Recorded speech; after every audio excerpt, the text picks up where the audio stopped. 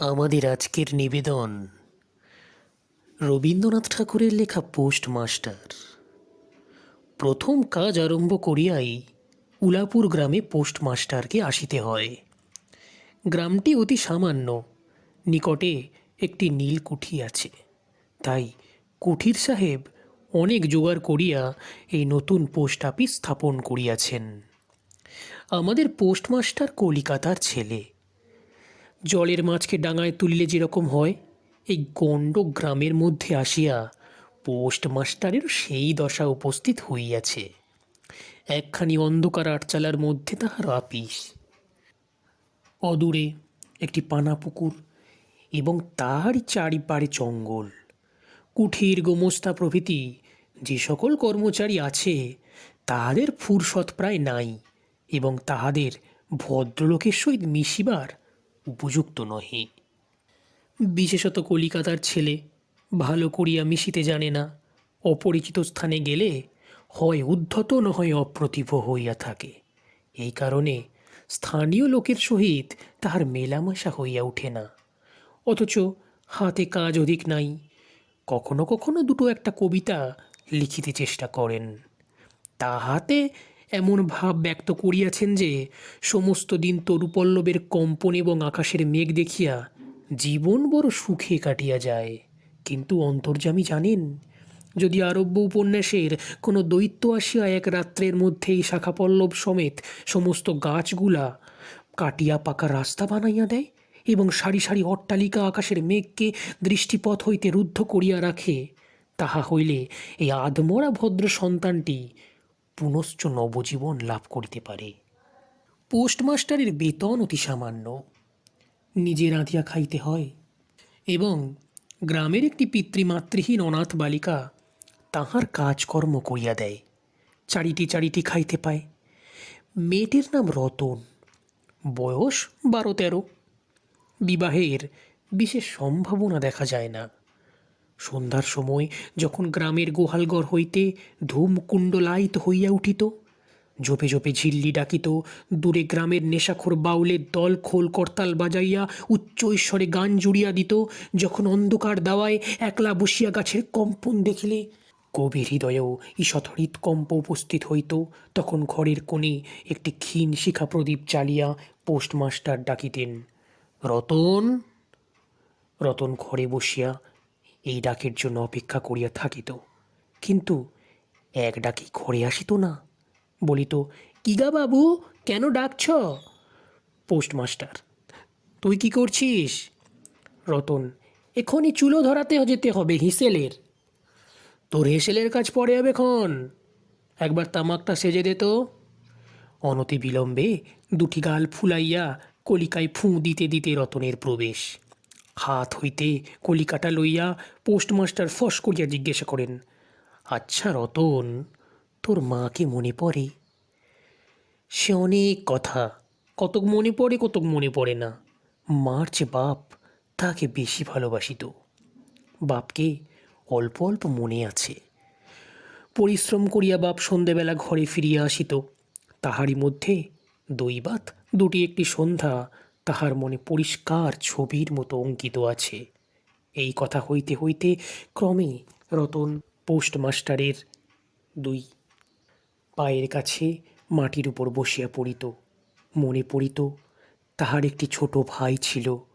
বহু পূর্বেকার বর্ষার দিনে একদিন একটা ডোবার ধারে দুইজনে মিলিয়া গাছের ভাঙা ডালকে ছিপ করিয়া মিছামিছি মাছ ধরা খেলা করিয়াছিল। অনেক গুরুতর ঘটনার চেয়ে সে কথাটাই তাহার মনে বেশি উদয় হইত। এইরূপ কথা প্রসঙ্গে মাঝে মাঝে বেশি রাত হইয়া যাইত। তখন আলস্যক্রমে পোস্টমাস্টারের আর রাঁধিতে ইচ্ছা করিত না। সকালের বাসি ব্যঞ্জন থাকিত এবং রতন তাড়াতাড়ি উনুন ধরাইয়া খান কয়েক রুটি সেকিয়া আনিত, তাহাতেই উভয়ের রাত্রির আহার চলিয়া যাইত। এক একদিন সন্ধ্যাবেলায় সে বৃহৎ আটচালার কোণে আপিসের কাঠের চৌকির উপর বসিয়া পোস্টমাস্টারও নিজের ঘরের কথা পড়িতেন। ছোট ভাই, মা এবং দিদির কথা। প্রবাসে একলা ঘরে বসিয়া যাহাদের জন্য হৃদয় ব্যথিত হইয়া উঠিত, তাহাদের কথা, যে সকল কথা সর্বদাই মনে উদয় হয়, অথচ নীলকুঠির গোমস্তাদের কাছে যাহা কোনো মতেই উত্থাপন করা যায় না, সেই কথা একটি অশিক্ষিতা ক্ষুদ্র বালিকাকে বলিয়া যাইতেন। কিছুমাত্র অসঙ্গত মনে হইত না। অবশেষে এমন হইল, বালিকা কথোপকথনকালে তাহার ঘরের লোকদিগকে মা, দিদি, দাদা বলিয়া চিরপরিচিতের ন্যায় উল্লেখ করিত। এমনকি তাহার ক্ষুদ্র হৃদয়পটে বালিকা তাহার কাল্পনিক মূর্তিও চিত্রিত করিয়া লইয়াছিল। একদিন বর্ষাকালে মেঘমুক্ত দ্বীপ্রহরে ঈষৎতপ্ত সুকোমল বাতাস দিতেছিল। রৌদ্রে ভিজা ঘাস এবং গাছপালা হইতে এক প্রকার গন্ধ উত্থিত হইতেছিল। মনে হইতেছিল যেন ক্লান্ত ধরণীর উষ্ণ নিঃশ্বাস গায়ে আসিয়া লাগিয়াছে, এবং উতাকার এক নাছোড়বান্দা পাখি তাহার একটানা সুরের নালিশ সমস্ত দুপুরবেলা প্রকৃতির দরবারে অত্যন্ত করুণ স্বরে বারবার আবৃত্তি করিতেছিল। পোস্টমাস্টারের হাতে কাজ ছিল না। সেদিনকার বৃষ্টির ধৌত মসৃণ চিক্কণ তরুপল্লবের হিল্লোল এবং পরাভূত বর্ষার ভগ্না বিশিষ্ট রৌদ্র শুভ্য স্তূপাকার মেঘস্তর বাস্তবিকই দেখিবার বিষয় ছিল। পোস্টমাস্টার তাহা দেখিতেছিলেন এবং ভাবিতেছিলেন, এই সময়ে কাছে একটি কেহ নিতান্ত আপনার লোক থাকিত, হৃদয়ের সহিত একান্ত সংলগ্ন একটি স্নেহপুত্তলি মানব মূর্তি। ক্রমে মনে হইতে লাগিল, সেই পাখি ওই কথাই বারবার বলিতেছে, এবং এই জনহীন তরুচ্ছায়া নিমগ্ন মধ্যাহ্নের পল্লব মর্মরের অর্থ কতকটা ওইরূপ। কেহ বিশ্বাস করে না এবং জানিতেও পায় না, কিন্তু ছোট পল্লীর সামান্য বেতনের সাপ পোস্টমাস্টারের মনে গভীর নিস্তব্ধ মধ্যাহ্ন দীর্ঘ ছুটির দিনে এইরূপ একটা ভাবের উদয় হইয়া থাকে। পোস্টমাস্টার একটা দীর্ঘ নিঃশ্বাস ফেলিয়া ডাকিলেন, রতন। রতন তখন পেয়ারা তলায় পা ছাড়াইয়া দিয়া কাঁচা পেয়ারা খাইতেছিল। প্রভুর কণ্ঠস্বর শুনিয়া অবিলম্বে ছুটিয়া আসিল।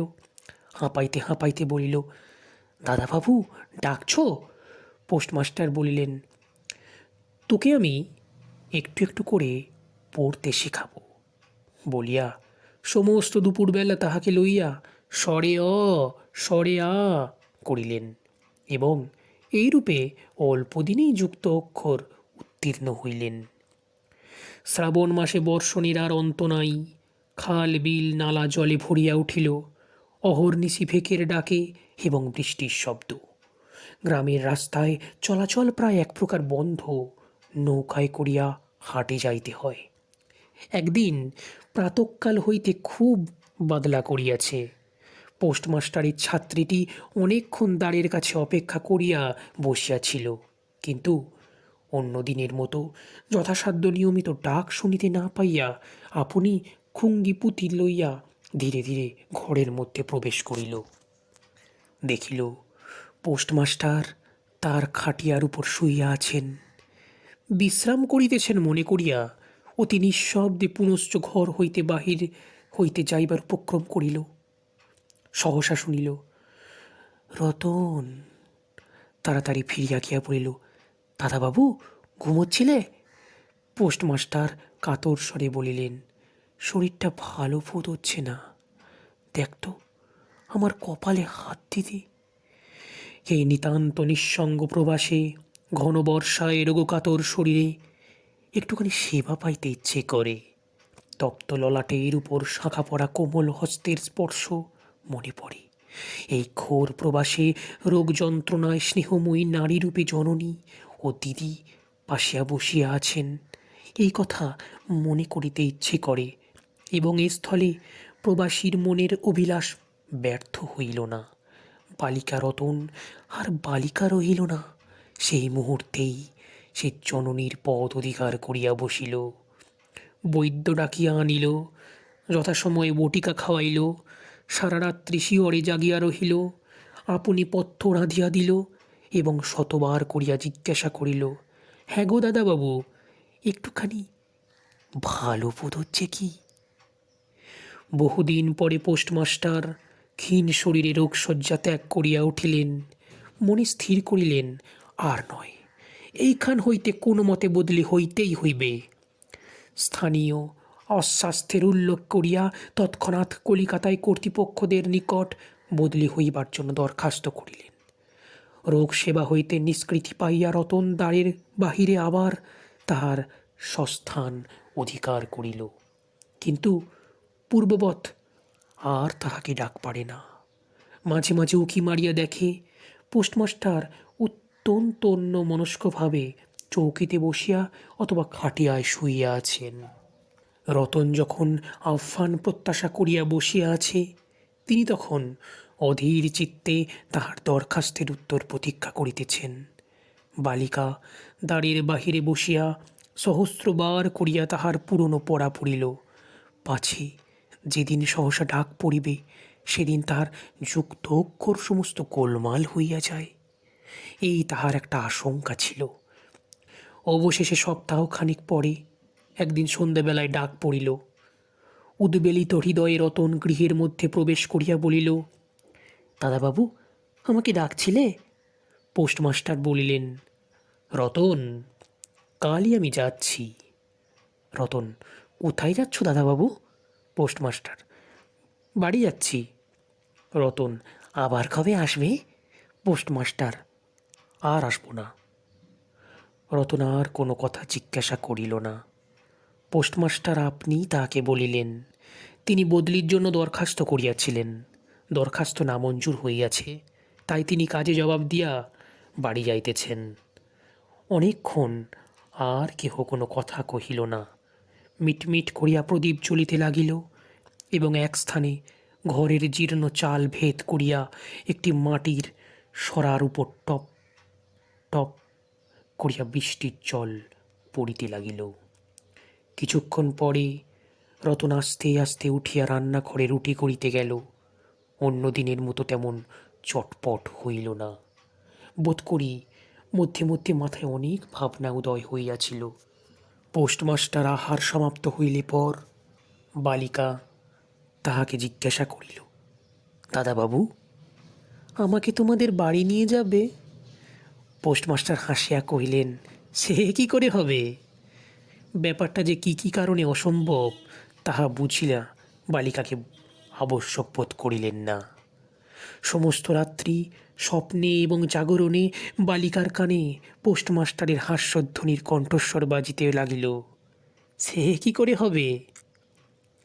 ভোরে উঠিয়া পোস্টমাস্টার দেখিলেন তাহার স্নানের জল ঠিক আছে। কলিকাতার অভ্যাস অনুসারে তিনি তোলা জলে স্নান করিতেন। কখন তিনি যাত্রা করিবেন সে কথা বালিকা কি কারণে জিজ্ঞাসা করিতে পারে নাই। পাছে প্রাতঃকালে আবশ্যক হয়, এই জন্য রতন তত রাত্রে নদী হইতে তাহার স্নানের জল তুলিয়া আনিয়াছিল। স্নান সমাপন হইলে রতনের ডাক পড়িল। রতন নিঃশব্দে গৃহে প্রবেশ করিল এবং আদেশ প্রতীক্ষায় একবার নীরবে প্রভুর মুখের দিকে চাহিল। প্রভু কহিলেন, রতন, আমার জায়গায় যে লোকটি আসবেন তাকে বলে দিয়ে যাব, তিনি তোকে আমারই মতন যত্ন করবেন। আমি যাচ্ছি বলে তোকে কিছু ভাবতে হবে না। এই কথাগুলি যেন অত্যন্ত স্নেহগর্ভ এবং দয়ার্দ্র হৃদয় হইতে উত্থিত, সে বিষয়ে কোনো সন্দেহ নেই। কিন্তু নারী হৃদয় কে বুঝিবে? রতন অনেক দিন প্রভুর অনেক তিরস্কার নীরবে সহ্য করিয়াছে, কিন্তু এই নরম কথা সহিতে পারিল না।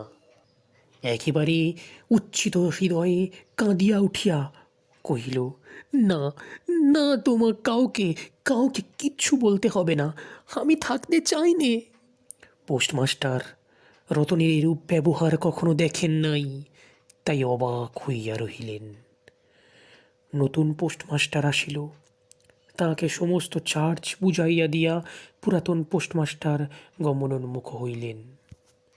যাইবার সময় রতনকে ডাকিয়া বলিলেন, রতন, তোকে আমি কখনো কিছু দিতে পারিনি, আজ যাবার সময় তোকে কিছু দিয়ে গেলুম, এতে তোর দিন কয়েক চলবে। কিছু পথ খরচা বাদে তাহার বেতনের যত টাকা পাইয়াছিলেন পকেট হইতে বাহির করিলেন। তখন রতন ধুলায় পড়িয়া তাহার পা জড়াইয়া ধরিয়া কহিল, দাদাবাবু, তোমার দুটি পায়ে পড়ি, তোমার দুটি পায়ে পড়ি, আমাকে কিচ্ছু দিতে হবে না, তোমার দুটি পায়ে পড়ি, আমার জন্যে কাউকে কিচ্ছু ভাবতে হবে না, বলিয়া এক দৌড়ে সেখানে হইতে পালিয়া গেল। ভূতপূর্ব পোস্টমাস্টার নিঃশ্বাস ফেলিয়া হাতে কার্পেটের ব্যাগ ঝুলাইয়া, কাঁধে ছাতা লইয়া, মুটের মাথায় নীল ও শ্বেত রেখায় চিত্রিত টিনের পেটরা তুলিয়া ধীরে ধীরে নৌকাভিমুখে চলিলেন। যখন নৌকায় উঠিলেন এবং নৌকো ছাড়িয়া দিল, বর্ষা বিস্ফারিত নদী ধরনের উচ্ছ্বলিত অশ্রুরাশির মতো চারিদিকে ছলছল করিতে লাগিল, তখন হৃদয়ের মধ্যে অত্যন্ত একটা বেদনা অনুভব করিতে লাগিলেন। একটি সামান্য গ্রাম্য বালিকার করুণ মুখচ্ছবি যেন এক বিশ্বব্যাপী বৃহৎ ও ব্যক্ত মর্ম ব্যথা প্রকাশ করিতে লাগিল। একবার নিতান্ত ইচ্ছা করিল ফিরিয়া যাই, জগতের ক্রোর বিচ্যুত সেই অনাথিনীকে সঙ্গে লইয়া আসি। কিন্তু তখন পালে বাতাস পাইয়াছে, বর্ষার স্রোত খরতর বেগে বহিতেছে, গ্রাম অতিক্রম করিয়া নদীকূলে শ্মশান দেখা দিয়াছে, এবং নদী প্রবাহে ভাসমান পথিকের উদাস হৃদয়ে এই তত্ত্বের উদয় হইল, জীবনে এমন কত বিচ্ছেদ, কত মৃত্যু আছে, ফিরিয়া ফল কি? পৃথিবীতে সে কাহার? কিন্তু রতনের মনে কোনো তত্ত্বের উদয় হইল না। সেই পোস্ট অফিস গৃহের চারিদিকে কেবল অশ্রুজলে ভাসিয়া ঘুরিয়া ঘুরিয়া বেড়াইতেছিল। বোধ করি তাহার মনে ক্ষীণ আশা জাগিয়াছিল, দাদাবাবু যদি ফিরিয়া আসে। সেই বন্ধনে পুড়িয়া কিছুতেই দূরে যেতে পারিতেছিল না। হায় বুদ্ধিহীন মানব হৃদয়, ভ্রান্তি কিছুতেই খোঁজে না। যুক্তিশাস্ত্রের বিধান বহু বিলম্বে মাথায় প্রবেশ করে। প্রবল প্রমাণকে অবিশ্বাস করিয়া মিথ্যা আশাকে দুই বাহু পাশে বাঁধিয়া বুকের ভিতরে প্রাণপণে জড়াইয়া ধরা যায়। অবশেষে একদিন সমস্ত নারী কাটিয়া হৃদয়ের রক্ত শুষিয়া সে পলায়ন করে। তখন চেতনা হয় এবং দ্বিতীয় ভ্রান্তি পাশে পড়িবার জন্য চিত্ত ব্যাকুল হইয়া ওঠে।